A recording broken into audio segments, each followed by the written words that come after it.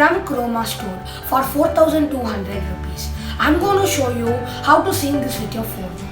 Let's get started. There we go.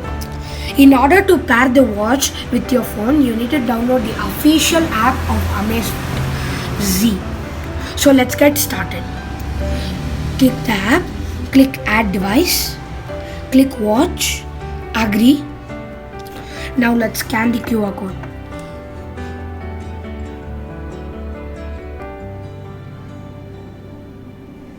There we go, it's connecting to the device. There we go. Now accept phone pairing request. Tick. There we go, it's binding. There we go. So now the watch is synced with the phone. So now I'll show you what are all the options in the watch. So there we go. Activity goal, pair, heart rate, sleep,